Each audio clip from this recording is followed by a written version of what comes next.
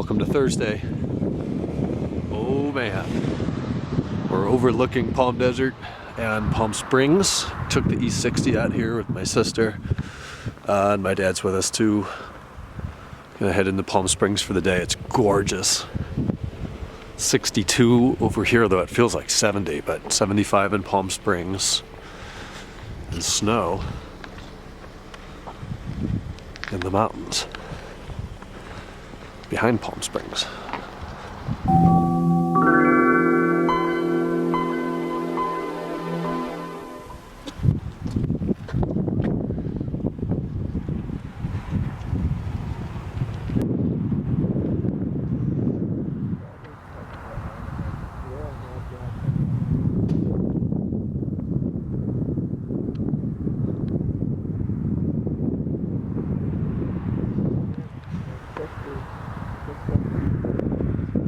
And the Salton Sea. They do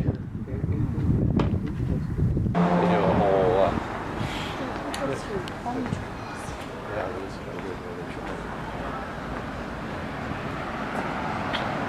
Palm Springs aerial tramway.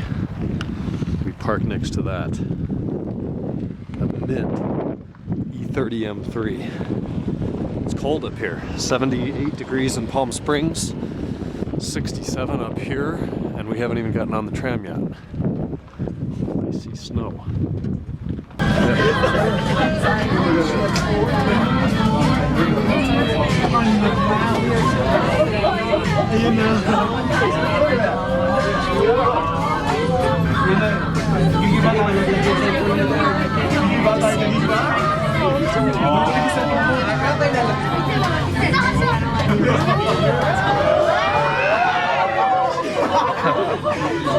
It's a lot of swag.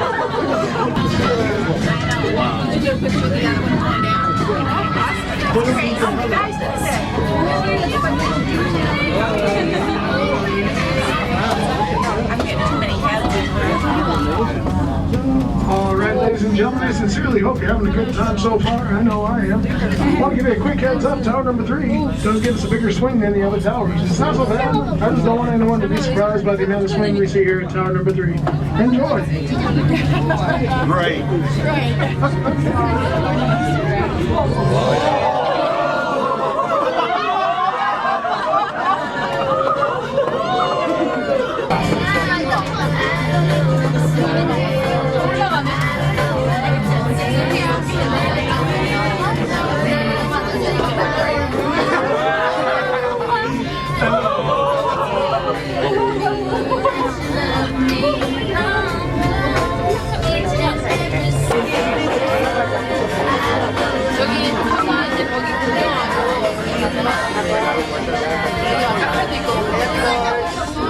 All right, ladies and gentlemen.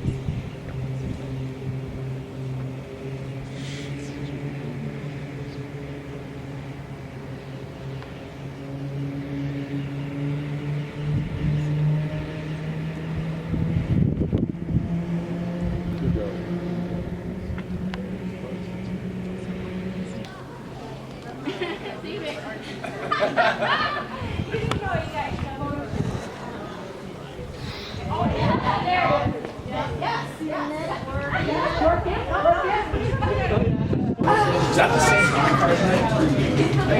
same Which one? Was that when we cut the whole? Remember, there was one time when it was. Was that just you and me that went? No, I got people in one time with the black. Wait. You should come. We roll. You know what? You know what goes down in history as the best.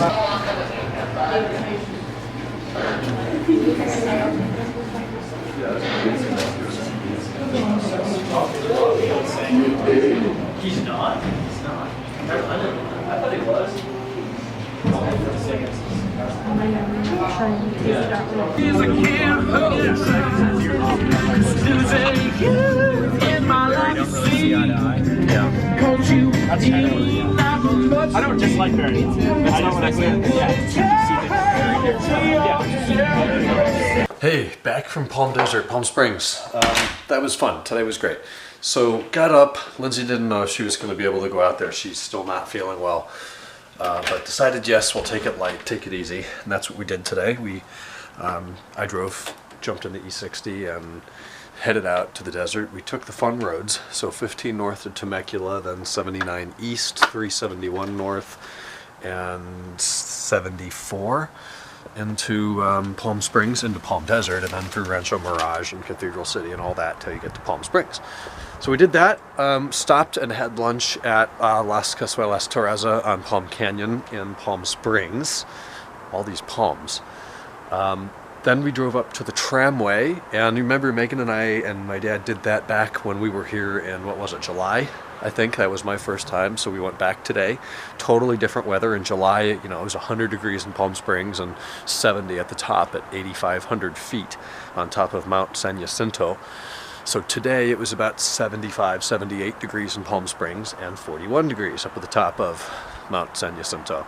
So you ascend from like 2,000 feet to 8,516 feet in, I don't know, 5-10 minutes on a rotating tram car with 20 other people. And it was cold, and there was snow, and I've never seen snow like up close and personal in California before. I've flown over it, I've seen it on the side of the road out in the desert. Yeah, same shit as Ohio, it's cold. And I kind of was up there about 10 minutes. It's like, all right, let's go back to Palm Springs. I'm a California guy now. I don't like the snow. So we came back down from there, went back to Palm Springs, Palm Canyon, parked, and then on Thursday nights they closed down the main street there, Palm Canyon Drive, and set up, all these vendors come and set up art and kettle corn and jewelry and massages and whatever, and it's kind of neat to walk through and see what everybody has to offer. We didn't stay real late because Megan got off work, did I don't know if it was yoga or Orange Theory or whatever workout. We didn't want her to sit here all night. So we came back through Hemet and some other road. I don't know. We ended up on the 15, of course, and then back here to San Diego. So the network's figured out. The supervisor called when we were in the car today. They can't put us back to Legacy Time Warner, but they did upgrade our speeds. So we now have over 400 megabytes down and 20 up. Which is more than we bargained for. So thank God I got the 20 up back. I was fine with 200 down, but now I had 420, then I had 460, I had 480, so we're hauling ass. Also got an Ethernet switch today. I plugged that in and hooked that up, so anything that can be wired, the Apple TV and the Yamaha receiver, those are wired through a switch. It's a 10100 switch though, so I'm only pulling 90s down instead of 400 on wireless, but I think it's a more reliable 90, and I'm never going to stream at more than 90 megs a second, let's be real. So, how long are we? We're 3 minutes. I'm still blabbing. This thing. It was a full tank of gas when we left this morning. I was really very easy on it today. I never had M mode on. I don't think I ever went over about 5,000 RPM, which sounds like a lot, but the V10 has to work to make torque. And, I started on full tank, reset the trip odometer when I left, and everything, the fuel consumption. And it come back, right? So I got an eighth a tank of gas. I've driven 213 miles, I think it was. And it was showing that I was getting 23 miles to the gallon. Well, that doesn't add up. It was also showing me that on an eighth tank of gas, I had 64 miles range left. Which if the whole tank was 213, 64 is not an eighth of a tank. And this has been an issue that we've had with this car for years. It seems to grossly overcompensate how much gas mileage it gets, or what kind of gas mileage it gets, how much range it has, by a factor of about 1.6 to 1.8. So how is this the case that on a half a tank, you realistically have about 110 miles to drive, but it's showing you have 200, it's showing you have 200, let's say. I'm kind of pulling numbers out of my ass, but it's the same relation here. Now, isn't 1.6, what is the kilometer to the mile? Isn't there something like 1.6 there?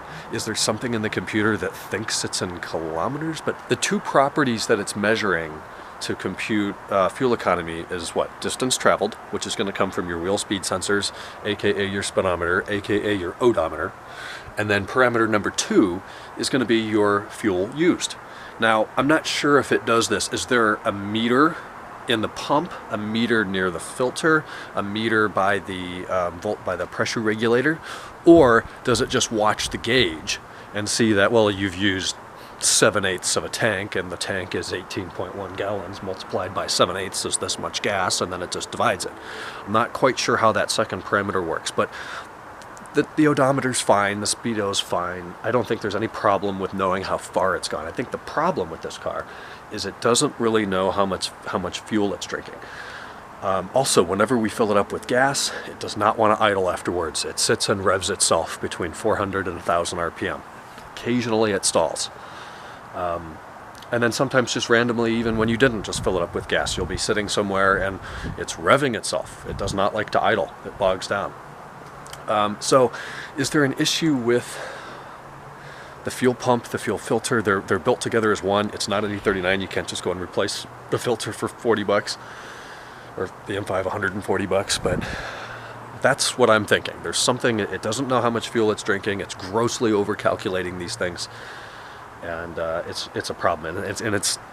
And that's just the problem, to know how bad of gas mileage it's getting. Why is it getting, we figured today, about 11 miles to the gallon on the highway? This is 80 miles an hour, 7th gear, 3,000 RPM, cruise control, not flying around people. 11 miles to the gallon? That's horrible. It's got good spark plugs in it. It's got good oil. Pretty damn sure it's got clean air filters, although I'm going to check that soon. It has original cam position sensors. It has original O2 sensors. It has good MAFs. It has pretty recent Bosch MAFs in it. So why is it getting such atrocious gas mileage? Leave some comments below. We'll talk tomorrow.